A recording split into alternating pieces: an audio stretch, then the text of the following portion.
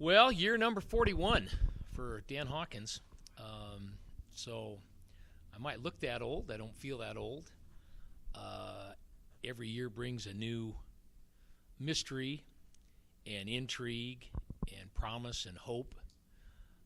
Everybody says, "Are you excited?" I don't know. That word is overused, I think, in our language, or at least my language.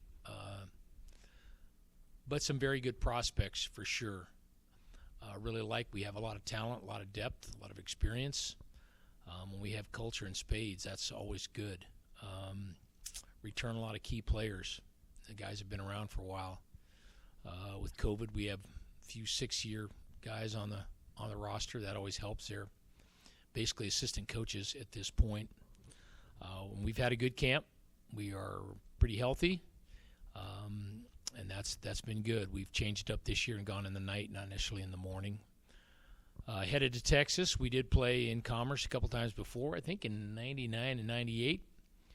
And so I really love taking these guys on the road. I love showing the brand of UC Davis around the country. I think that's healthy for the school and the alums. And it's healthy for our guys. And to try to get them out and around and see some other places. And California is great, and the United States is great, but there's a lot of other cool places around the globe and around the state. I love our guys to see those. And at some point I have a dream of playing an international game somewhere at some point. So that's always part of the flavor. We are in kind of a different schedule than most of humanity. This is Wednesday for us. This is not a Monday. This is Wednesday. And so we really have got 3 more practices here, and then we're going to get on the bird and head to Texas. So it'll be fun. Coach, last year, obviously, in camp, you were trying to determine a starting quarterback. Miles won that job. This year, totally different situation. Miles is obviously your quarterback. Just talk about the difference knowing that you had that position solidified. Well, Bill McCartney used to tell me the 4 strongest words you can ever say to a player is, "I believe in you." And no matter how you slice and dice it, when you are battling a little bit, everybody has a little doubt in their mind about, do they really believe in me? But I think that in and of itself, just the confidence, you've seen it grow, and his mastery of the offense and leading people and getting things organized. And he's really creeping into that Jake Mayer leadership model that we had a couple years ago. And Jake did such a great job running our football team. So that has been great. And that being said, Grant Harper has really done a nice job, and we got a couple young guys behind him, David Razor and Michael Ingracia.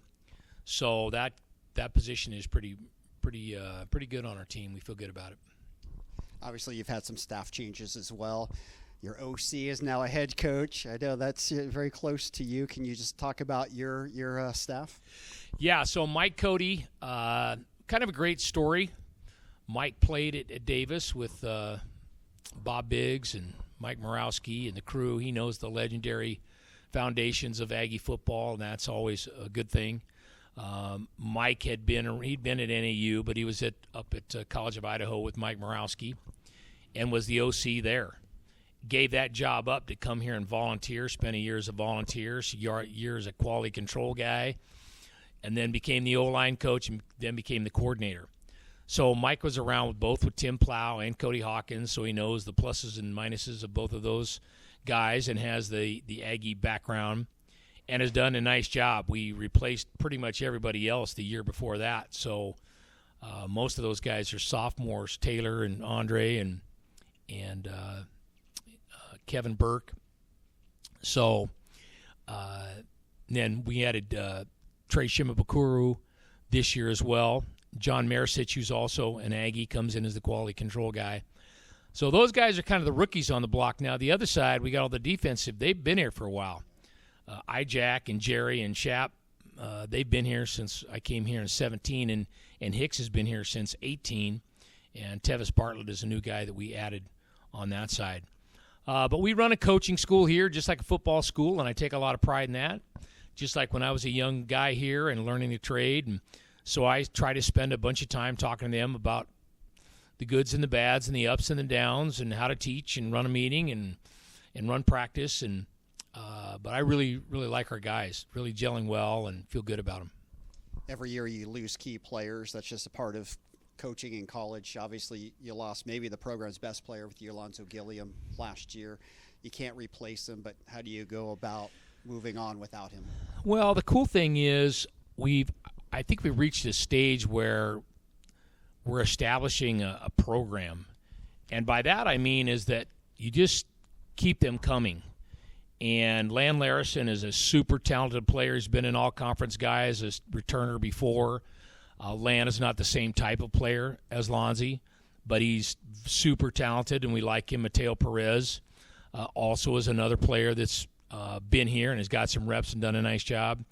So we feel like we have some guys coming. But, yeah, we miss Lonzy, and he got bounced out of the Dolphins camp, and hopefully he'll have another shot to play somewhere. But Lan is a very special player, and like I said, he's been an all-league player in this league before, and I have no doubt he can be the same as a running back.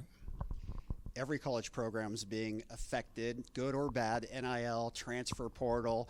Obviously, McAllen Castles is at Tennessee. It's a great opportunity for him, and I know you're a type of person who always wants to see players grow. So, but I'm just curious, as a coach, how has it affected you in this past offseason going into this year?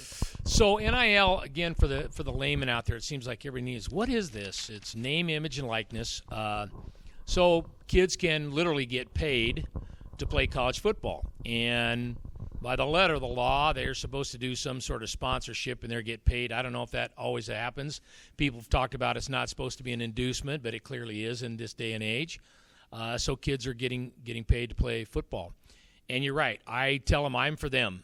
And my biggest advice to them is get your degree from Davis, then you want to go do something, go do it. But I'm for them. I'm for whatever they feel is best. And if we can develop them and they have an opportunity to do that, I'm good with that. They just need to communicate and be open. They don't need to hide it or be discreet about it. We're trying to recruit and replace guys as well. So if guys have feelings about that, we need to know so we can load up and get another one in here.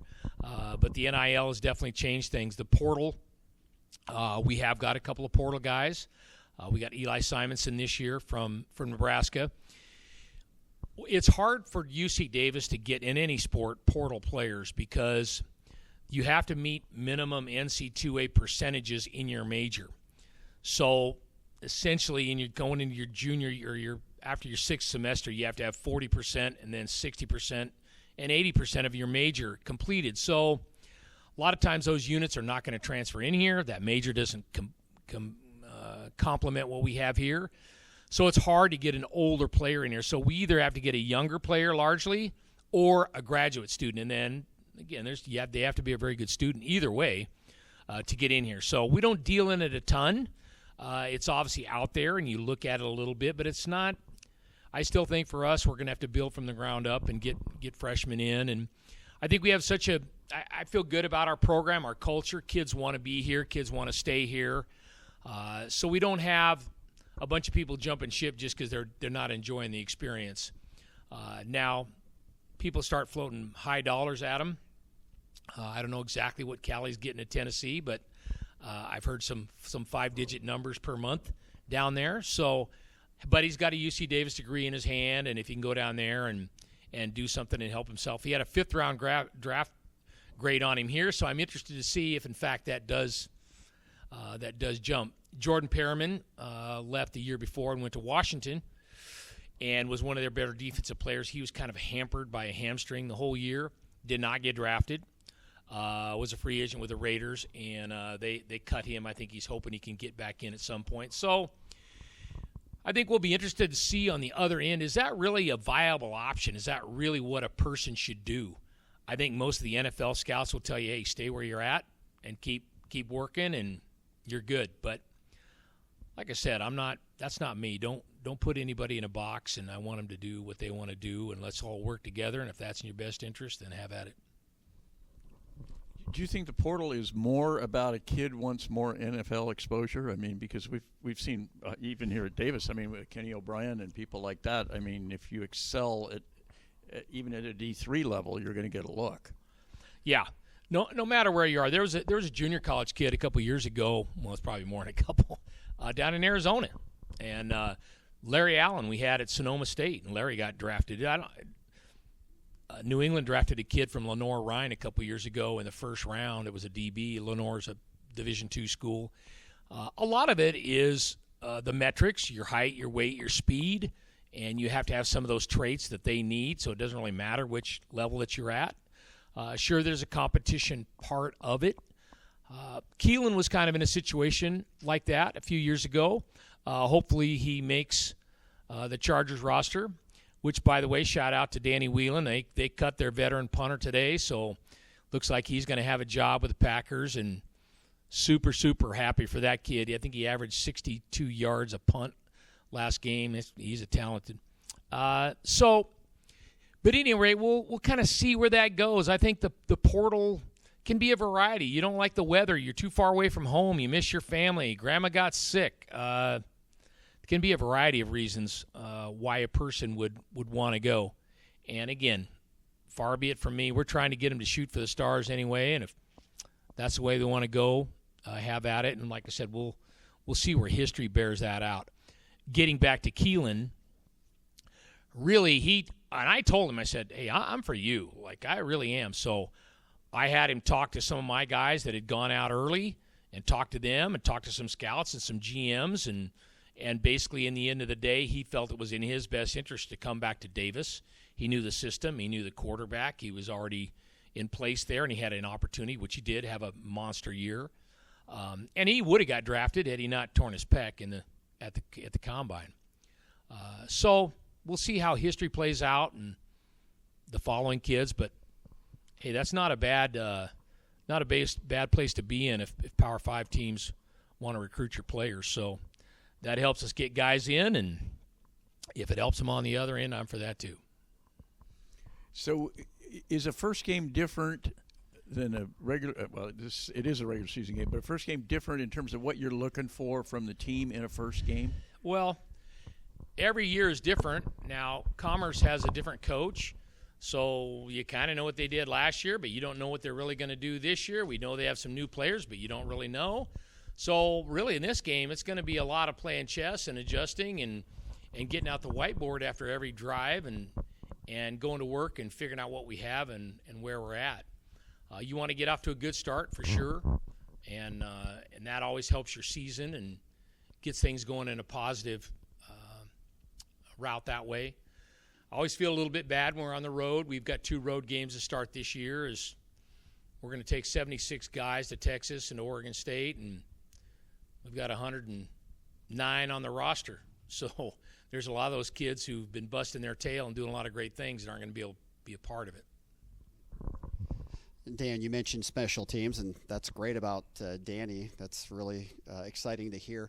For you, special teams, obviously you've had a lot of turnover in that department, and I know you take special teams with great pride, something that you coach yourself. So just catch us up on what it looks like this year. Yeah, I'm really into it for a variety of reasons. I just think it's a hidden gem in football. I love the niche that it has. Evan Hicks is our special teams coach, and he follows Paul Creighton and Paul Shelton. And Pat Parnell came to us as a quality control guy. But, yeah, we've had the bar's very high here. As you know, you got Colton Schmidt and Colby Wadman and Rolf Benershka. I mean, we've had a lot of great specialists here. And so Isaiah Gomez was really talented, and Danny. So these kids have a high bar. We do have a bunch of guys competing right now. Justin Dwinell is a kid that punted for us that came from Pueblo last year, and hoping he comes around. Cade Cox, a kid from up north, my neck of the woods at Foothill. Hunter Ridley came as a transfer from Vegas. Jack Rainey is a freshman, that big kid that can do all three. So we'll see. We've had a few guys dinged up, but I like where they're coming, and they're coming along. Dan and Bob kind of talked about this with this first game and being on a Thursday and just kind of getting the season started. I know you've had experience. Obviously, Tulsa was a very good one a couple of years ago. Just with the away game or the opener? Just having to travel and having to play kind of an off night and all those things. Does it help that it comes in week one in the sense that you're coming out of camp at all? Yeah, though I got to be honest with you, when I was at Boise, we played a ton of Thursday night games, and you go to Canada, sometimes you might have 3 days. It's crazy. So you just get used to kind of rolling with it. The great thing is when it is the first game is you get on a schedule with your guys, and so they can kind of achieve some sort of consistency. Like I said, the variable with these guys this year is we don't have a lot to go on for the opener where you normally do, but we don't this year. So I don't think the fact it's on a Thursday probably helps us on the back end a little bit against Oregon State. Gives it another couple days there, but doesn't really matter, I think, in the opener. I hesitate to ask this question. I don't think it's your favorite one, but just in terms of when you talk to your team and you're looking at overall goals for the season, are there barometers, are there things that you have marked out in terms of 2023 here? It's interesting, Scott. I just think I'm always I think you have to have goals, and I think you have to have a vision for your life, and it's got to be really, really prominent. That being said, I think it's your compass. It's not exactly your map, and that could change at some point.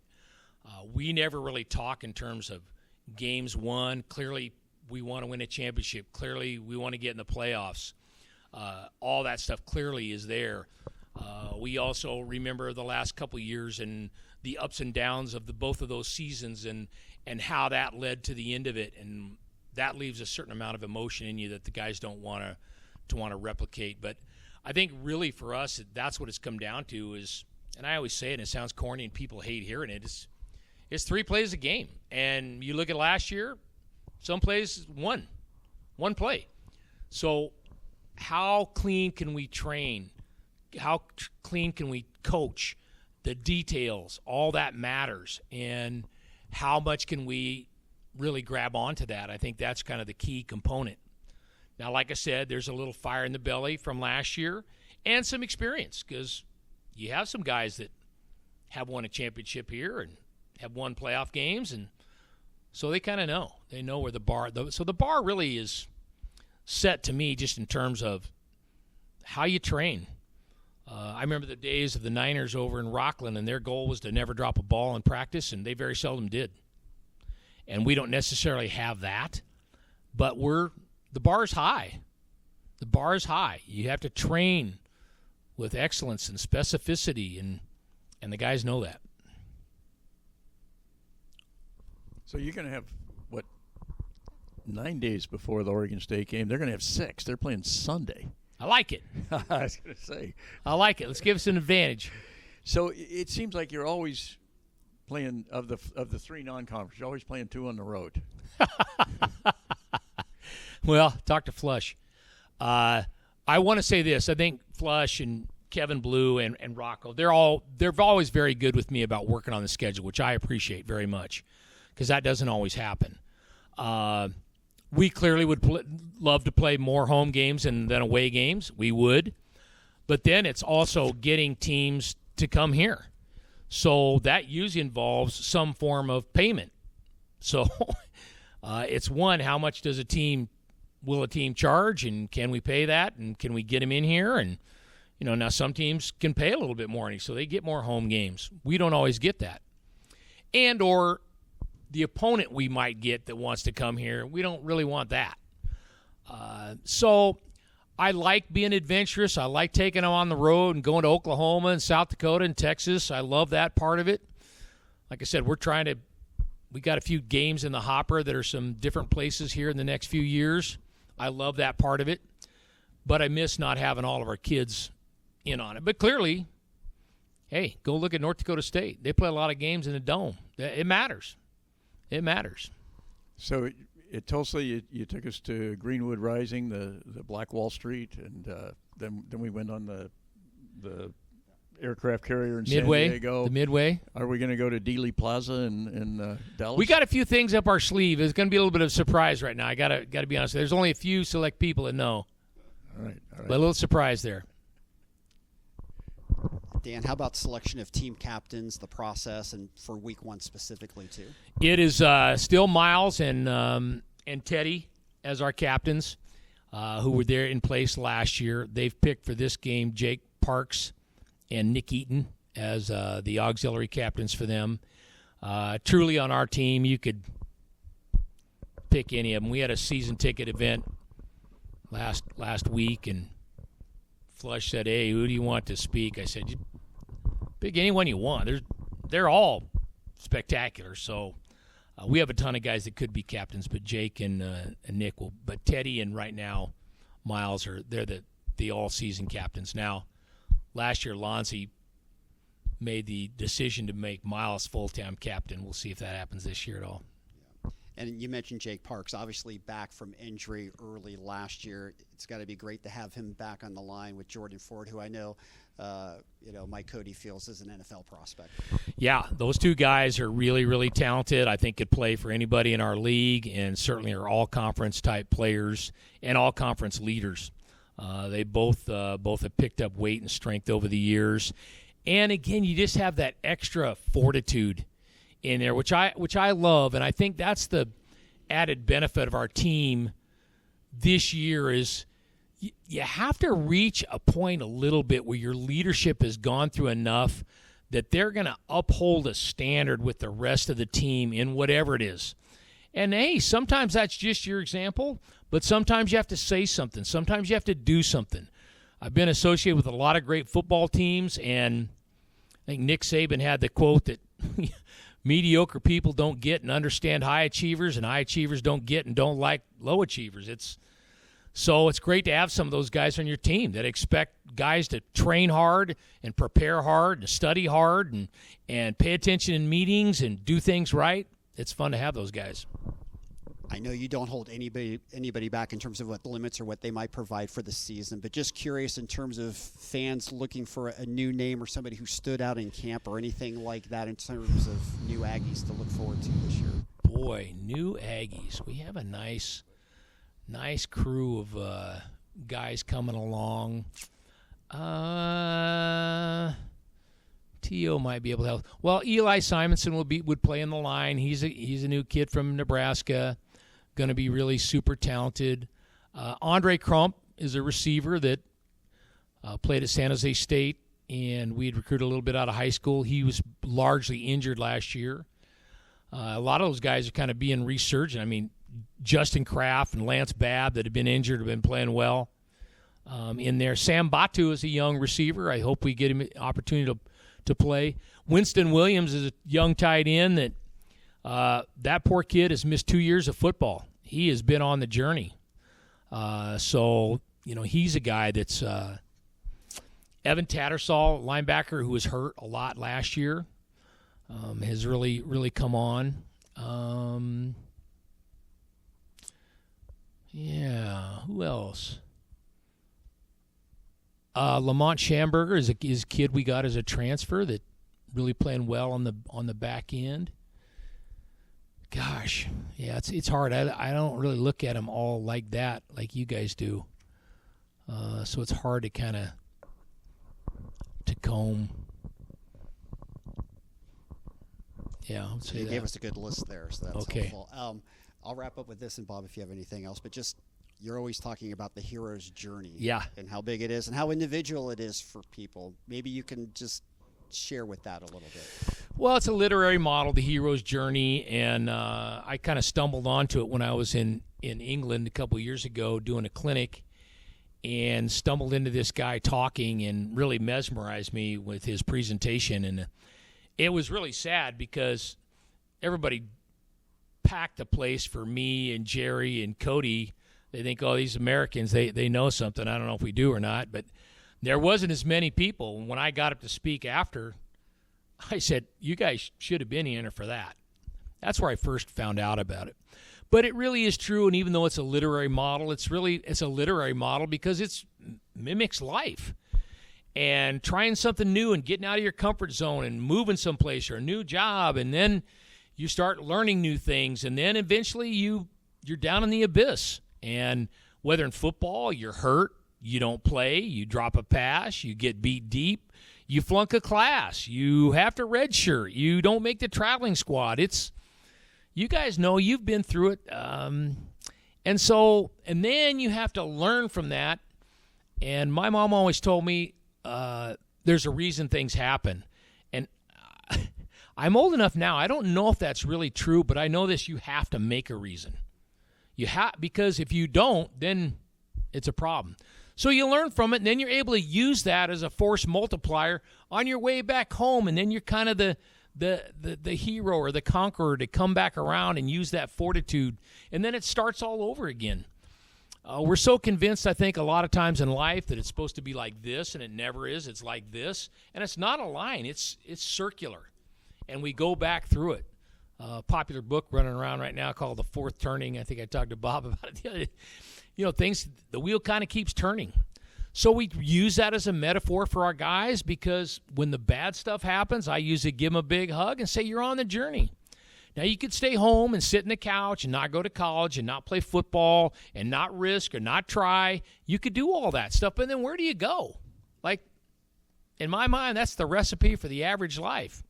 I'd rather have guys who are willing to fail and will fail, and you're going to fail if you try new things, and that's part of it. It's hard and it's tough, but it's like Ali said, knock down 7, get up 8. That's so we're in an age right now, I think, with young people and mental health and the way it is, trying to help kids rationalize. I read something the other day that the average kid in this generation, one, they don't feel they're good enough. One, they feel there's always something better to do. And so, I try to use as much of that stuff with our guys in a real way that helps fortify them for life and for football. And it's not a corny thing. It's not a fake thing. I didn't make it up. It's real. But every guy on our team has had some sort of adversity, and death in the family, injury, flunked a class, whatever it is. They've all had it, and they'll all go through it and will again. So we just kind of live in that world, and might seem kind of corny, but I just think you got to figure out some sort of meaning to it. If you don't, you just kind of flounder. Yeah, the victories are way better if you've had some losses along the way. Yeah. Well, usually if you hadn't had some losses along the way, you're probably not going to power you too many victories. Thanks. Go Ags. Thanks.